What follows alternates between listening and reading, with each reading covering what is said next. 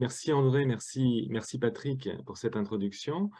Bonjour à toutes et tous. C'est également pour moi un grand plaisir de vous accueillir pour cette première séance du séminaire Filet du SICUR. Je remercie d'emblée les intervenants qui ont accepté de participer à cette journée, les grands témoins. Je remercie également, j'en profite pour remercier également Jean-Pierre, Roger François, Patrick, André, Philippe pour leur invitation à cette co-animation du groupe politique curriculaire. Une invitation qui m'a à la fois intrigué mais intéressé, c'est-à-dire le thème évidemment est passionnant, la posture est aussi intéressante, hein, à mi-chemin entre un travail de fond, comme le rappelait André, et en même temps un travail d'engagement citoyen. Puis la méthode, cette méthode de mobilisation de points de vue pluriels sur la question qui nous préoccupe. Je vous remercie aussi d'emblée Jean-Pierre pour son accompagnement et je crois dont l'enthousiasme et la générosité dans le travail et pour beaucoup dans le fait que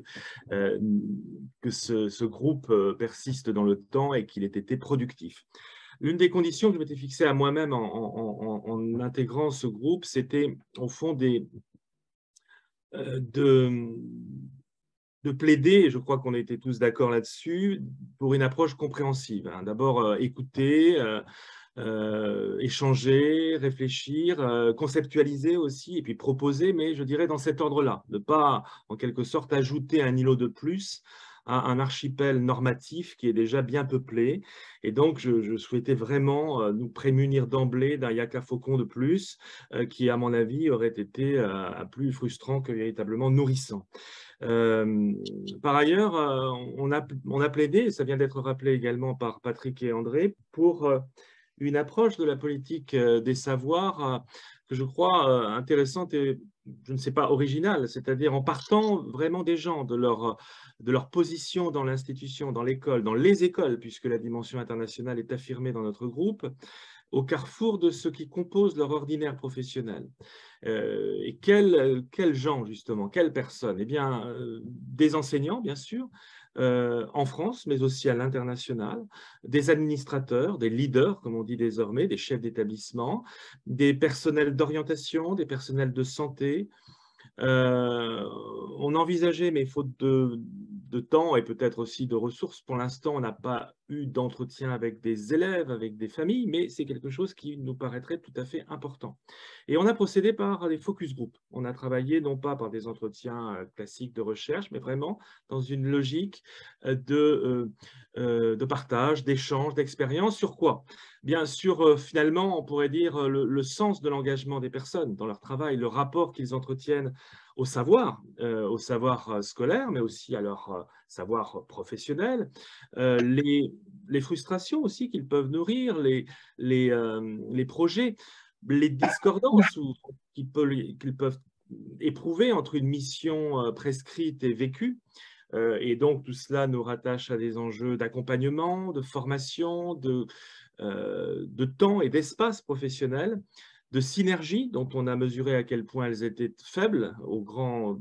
regret d'ailleurs de la plupart des acteurs, et puis un déficit également de capitalisation des expériences, de ce qu'on appelle des innovations, qui ne permettent pas véritablement précisément de capitaliser sur ce que produisent les politiques ou les réformes éducatives. Et donc, du coup, comme je l'écrivais récemment dans les cahiers pédagogiques, on est dans un système qui se signale par des acteurs à la fois très engagés, mais qui évoluent chacun un peu dans leur couloir de nage et qui éprouvent en effet une certaine lassitude parfois face à une forme d'inertie dont il faut se prémunir de trop vite identifier la source, parce que c'est complexe. Mais en tout cas, on était véritablement dans cette logique d'essayer de comprendre avec eux, avec les professionnels, et à travers notamment leur mise en intrigue finalement de leurs propres conditions, le rapport qu'ils entretenaient au savoir scolaire, aux politiques des savoirs, Et on a souhaité le faire aussi, et c'est l'autre aspect que je trouve intéressant dans cette démarche, c'est que nous avons composé un groupe très varié sur le plan des gens qui écoutent, qui participent à ces focus group. Je parle là des membres du groupe politique curriculaire, avec des enseignants, des chercheurs, des experts, des administrateurs, bref, des personnes qui sont intéressées par l'éducation, mais qui eux-mêmes sont porteurs d'une expérience et d'un rapport aux politiques scolaires qui sont très variés. Et je crois qu'il y a dans cette démarche aussi très délibérative quelque chose que je trouve assez intéressant, d'une mise en tension parfois, d'un partage aussi de doutes de ce que nous faisons et pourquoi nous le faisons, de discordance même sur ce que nous envisageons a priori comme stabilisé, mais qui finalement, lorsqu'on creuse, ne l'est pas tant que ça. Et donc, je crois que ce premier séminaire, il est d'abord, je crois, enfin, en tout cas dans mon esprit, marqué par ce souci de partage, de retour d'expérience et de prolonger aussi cette démarche et cette dimension un peu questionnante, interrogeante. Interroger le sens de la démarche, y compris de cette idée d'école démocratique, le sens, les finalités des savoirs scolaires, parce que l'ambition est quand même assez vertigineuse. Et notamment dans un monde qui est saturé de narration, d'utopie. Je voudrais commencer justement, dans le prolongement des échanges que nous avons eus dans le groupe, par poser non pas 30 minutes, mais en 25 minutes maintenant, 20-25 minutes, quelques-uns des éléments qui nous paraissent pouvoir être soulignés. D'abord, l'idée que pour saisir les politiques des savoirs dans des mondes sociaux, il faut considérer, me semble-t-il, que tout cela est soutenu par des narrations, par des récits, par des régimes de justification. Et les récits, il faut les conjuguer au pluriel, car un des enjeux, effectivement, est à la fois de bien penser les récits dominants, qui sont d'ailleurs pluriels, je vais essayer de le dessiner ensuite, mais aussi donc les alter-récits, les contre-récits, et ce qui en est fait, ou ce qui peut en être fait. Puisqu'en effet, les récits, les narrations, dessine des manières de faire des mondes. Au-delà, comme le disait Marc Bloch, comme il l'écrivait, au-delà d'un monde vrai qui n'existe pas, il y a une facticité chargée de valeurs et d'espérance. Et ce sont des récits qui dessinent cela. Et un des grands récits, peut-être même le grand récit du moment, c'est celui du déclin. C'est celui du chaos, celui de l'effondrement, la fin de l'école, la fin des institutions, la fin du monde même. Donc, l'Apocalypse a quelque chose qui renvoie finalement aux politiques, et elle a même, pour certains, une fonction politique. D'abord parce qu'elle favorise effectivement les utopies, mais aussi ce qu'on appelle les dystopies, c'est-à-dire les sursauts de la raison, parmi lesquels on peut placer une certaine raison économique qui, face à certaines utopies, va en appeler à une forme de réalisme, de pragmatisme, qui va toucher la conception des savoirs scolaires. Et peut-être que le monde éducatif, au fond, est marqué par cette alternance entre espérance utopique, désenchantement et dystopie. Et je crois, dans le contexte que nous vivons, et c'est presque un point de vigilance que j'ai de manière un peu récurrente souligné, comme un point d'interrogation, que la figure de la déroute, que la figure du chaos, voire de la révolution de l'école, le terme de révolution étant employé un peu par tout le monde désormais, s'inscrit dans un agenda néolibéral qui est, comme on le sait, gourmand de mondes finissants, de chaos, de fiction et d'imaginaire. Et tout cela inscrivant cet état de nos écoles dans un processus temps long. Et c'est ce que je vais essayer de proposer brièvement et de manière un peu schématique, et vous m'en excuserez, en rappelant que nos écoles et les savoirs qui y ont cours, que nos écoles se situent au carrefour d'internationalisme finalement éducatif qui sont distinctifs, et que parler de mondialisation, de globalisation sans spécifier un peu les choses me paraît un peu rapide. Alors, je vais l'être néanmoins pour rappeler effectivement que notre école, elle est marquée par plusieurs récits successifs et qui en fait se sont construits les uns un peu contre les autres. D'abord, le récit de l'éducation nationale, des États-nations qui ont construit finalement et d'une manière évidemment distinctive, une grammaire scolaire avec une orientation des connaissances, avec une forme aussi et des conceptions même des disciplines, on en parlait tout à l'heure, de découpage disciplinaire qui sont très variés selon les pays. De la même manière qu'est variée la condition d'élève, la condition d'enseignant, qui enseigne en référence à quel type de mission. Donc, les États-nations, dans leur travail d'édification, ont construit finalement des universels situés qu'on doit considérer comme un premier temps de mondialisation, parce qu'en réalité, ils ne l'ont pas fait chacun dans leur coin. Ils l'ont fait dans une perspective donc de distinction et donc dans une conception relationnelle. Et par ailleurs, ils se sont, comme on le sait, disons, étendus au-delà des frontières nationales qui ont posé les bases d'une éducation, par exemple républicaine ou libérale. On a des modèles qui se sont évidemment diffusés de par le monde. Ce premier temps, il a produit à la fois effectivement un ancrage très fort de l'orientation des savoirs des savoirs scolaires par rapport à l'horizon national, quels qu'en soient, encore une fois, les référents philosophiques ou administratifs ou politiques, mais il a aussi produit une forme de crispation autour justement de cet ancrage national qui a conduit à un deuxième temps particulièrement important qui est celui des internationalismes éducatifs sous un angle coopératif et qui vont se développer au cours de la première moitié du XXe siècle et notamment dans l'entre-deux-guerres avec le Bureau international d'éducation, puis avec l'UNESCO, et qui, eux, précisément, aspirent, y compris par des contenus d'enseignement qu'ils promeuvent, un dépassement de ce qu'on pourrait appeler le nationalisme méthodologique pour promouvoir à la fois des enjeux de coopération, de solidarité entre les peuples, de justice, de démocratisation, de ce qu'on appelle aujourd'hui une citoyenneté mondiale ou globale, et qui vont défendre aussi une certaine idée de l'enfant dans le processus. Et on ne doit pas oublier que d'ailleurs ceux qui ont promu cette idée de l'éducation sont aussi les tenants pour beaucoup de l'éducation nouvelle. Piaget a d'abord évidemment piloté le BIE pendant très longtemps et a accompagné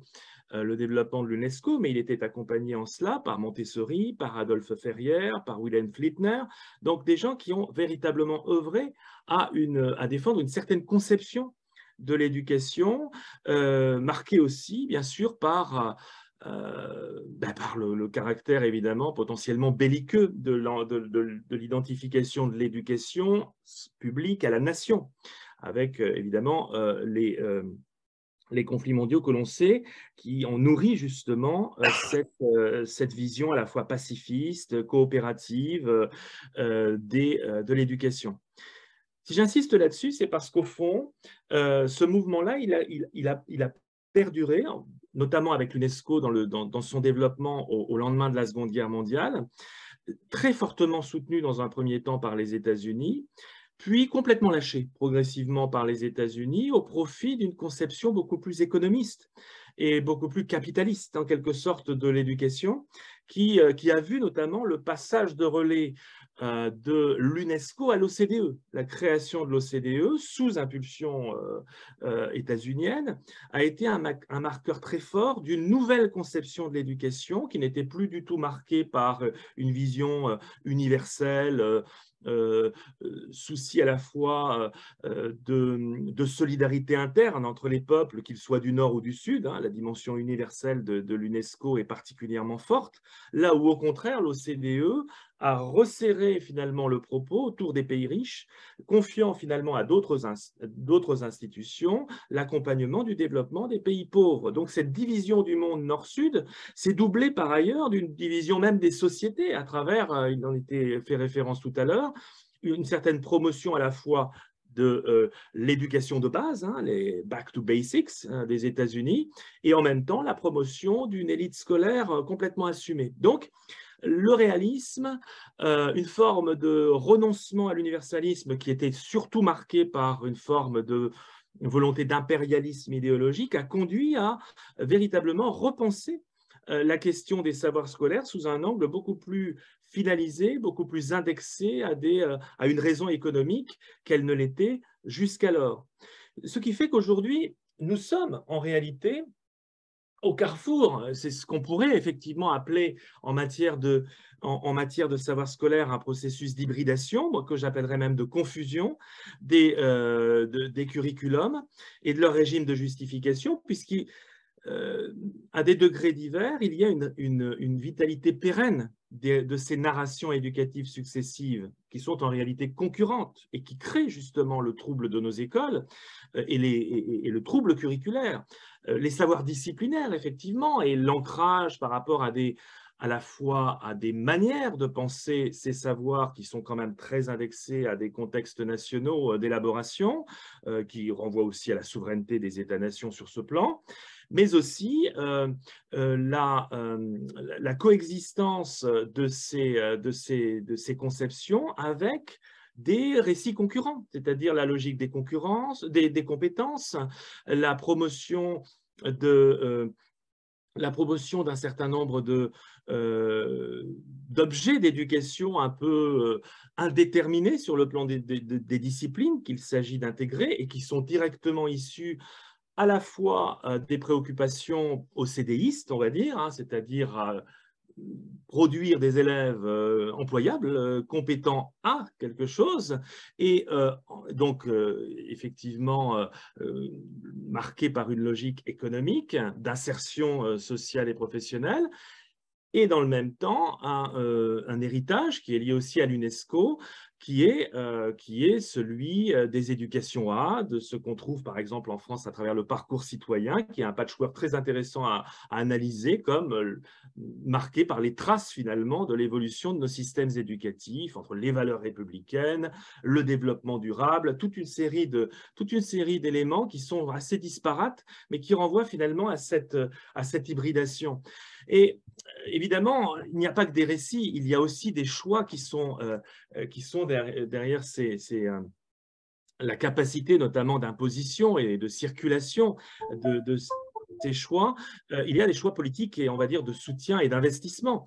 Il faut quand même se rappeler que l'UNESCO, au lendemain de la Seconde Guerre mondiale, a d'abord été promue principalement par les États-Unis, qui a abondé le budget de l'UNESCO à hauteur de moitié pendant un certain temps. Il faut se rappeler également qu'au début des années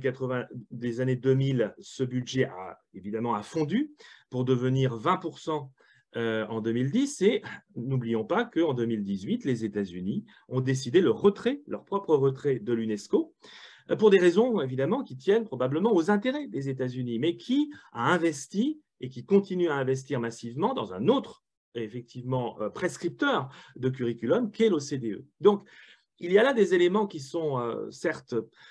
pas directement liés au savoir scolaire, mais qui influent considérablement sur ces évolutions. Et ce qui est frappant également, c'est une forme de cohérence narrative parfois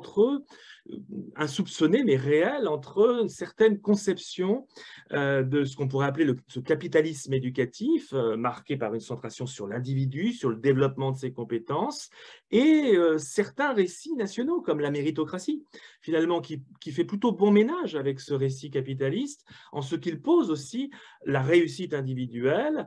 comme l'effort individuel, le mérite individuel, comme comment dirais-je, l'élément de mesure de la justice d'un système. Et donc, il y a là quelque chose qui, dans ce processus d'hybridation et même de confusion, des facteurs majeurs de discordance, de discorde démocratique, pourrait-on dire. On le voit notamment dans le monde enseignant, avec, je ne sais pas si on peut parler de perte de sens, mais en tout cas à la fois de lassitude, voire non pas de désengagement, parce que les enseignants partent peu, mais ils viennent moins, ce qui est déjà un indice aussi de cette perte de déroute, on pourrait dire, de discordance démocratique. Et donc, je crois que sur ce plan, la particularité justement de cette rhétorique de la déroute, de la perte du sens ou de l'effondrement, c'est aujourd'hui, dans un contexte néolibéral, un embrayeur très fort de narration. du changement. Le problème est de savoir lequel. C'est ce que j'appelais tout à l'heure un archipel normatif, c'est-à-dire qu'on a aujourd'hui dans l'espace social, et à quoi contribuons-nous nous-mêmes? C'est cela aussi qui m'interroge. On a à la fois un récit de l'adaptation, hein, à quoi on peut faire des hypothèses, mais l'école doit se réformer, hein, les enseignants doivent accompagner, enfin, la logique d'accompagnement du changement est très forte. Le récit le récit positif ou positiviste, c'est-à-dire, on va dire, contre-utopique, c'est-à-dire l'idée au fond qu'il faut être fondé finalement l'enseignement et l'éducation sur des éléments tangibles et qui favorisent notamment le discours d'expertise, qui neutralise au fond l'éducation comme fait social et culturel au profit d'une conception très scientiste de l'apprentissage. Mais à côté de ça, on a aussi des narrations qui sont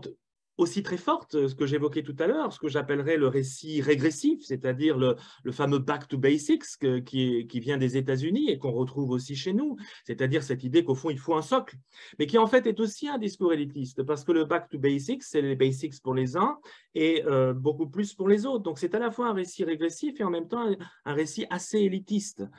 Et puis, derrière tout ça, on a évidemment le récit conspirationniste qui est étayé par un certain nombre de travaux, de pamphlets. Le récit mystique aussi qu'on trouve régulièrement dans la bouche des politiques, c'est-à-dire l'école comme, je pense à l'épisode du Covid, qui renvoie à la fois à une vision à la fois mythique, mystique, voire messianique de l'école. Tout cela sont des récits pluriels qui sont nourris finalement dans une société néolibérale qui trouve une utilité à cela, que ce récit soit celui de l'inclusion, de la personnalisation, de la révolution même. La question est de savoir au fond, à partir de là, que dit la saturation des contre-récits ou des alter-récits dans un espace social comme le nôtre? Et là, il me semble que ça vaut le coup d'aller voir du côté de ce que ceux qui réfléchissent justement comment dire, à l'instrumentalisation de la catastrophe, de la crise, oui, de l'effondrement, ont à y trouver. Ce que, par exemple, Frédéric Nérat, dans le Biopolitique des catastrophes, observe, c'est qu'il y a dans cette idée, au fond, d'une imminence de quelque chose de fatal, du déclin, etc., une sorte de discontinuité projetée qui, au fond, favorise l'agitation narrative, favorise l'agitation utopique et, au fond, nourrit une forme d'inertie. Ce que Jacques Berchtold évoque lorsqu'il dit que l'épuisement de l'enthousiasme intervient quand les contre-utopies sont devenues omniprésentes à tel point que s'impose le sentiment de leur envahissement ad nauseam.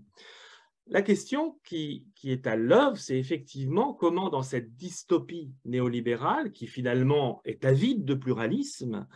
comment dans ce storytelling néolibéral, de libre entreprise généralisée, y compris dans le domaine de l'éducation, eh bien, comment maintenir du commun, puisque son horizon est la fragmentation, est une forme de liquidation de la société.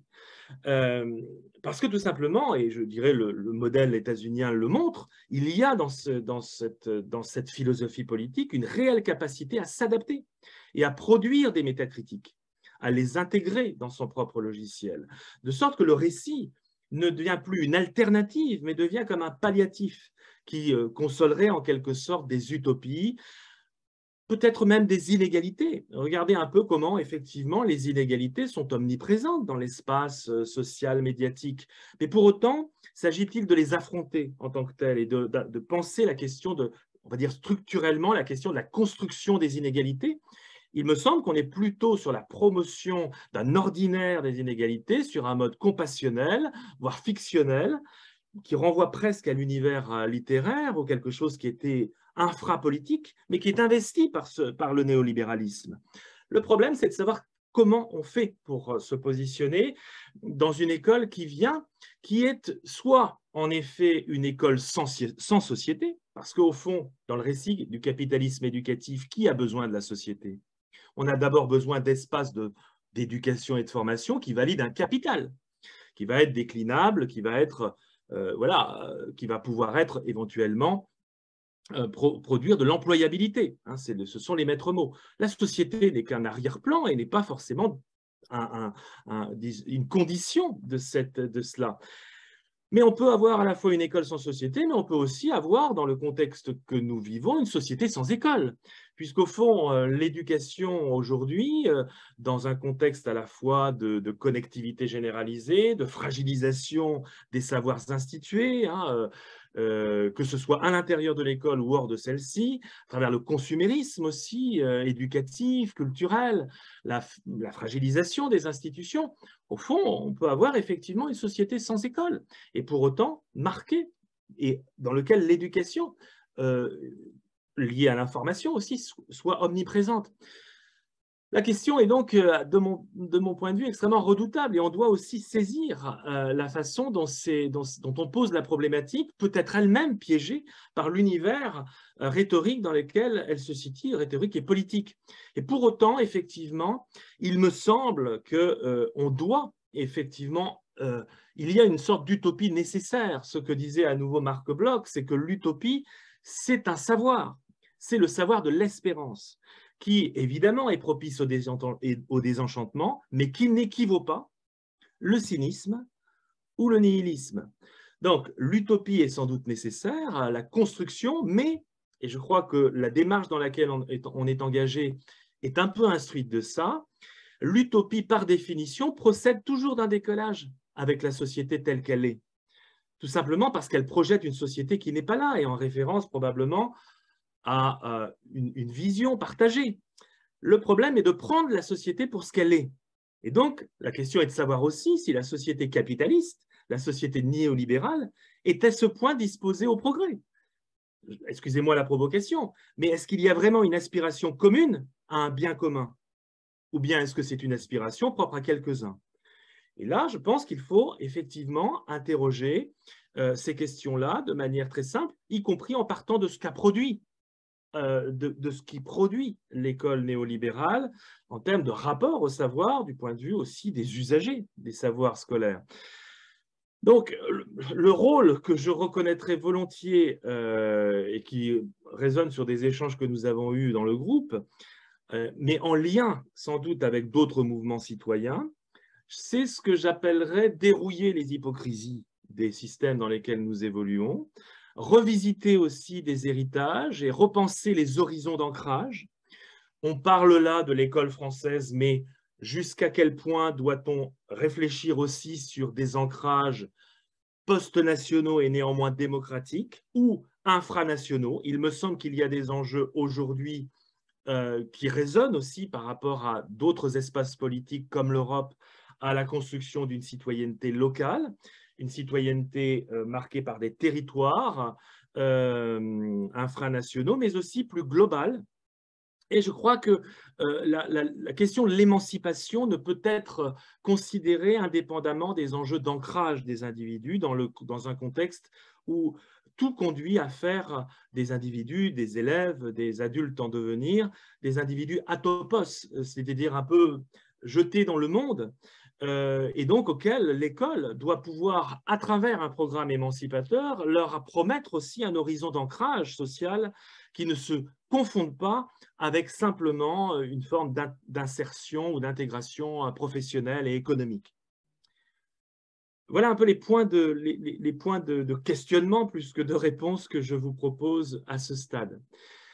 Et je donne volontiers la parole à ce moment-là, à Jean-Pierre, que je remercie là encore de son accompagnement pendant cette année.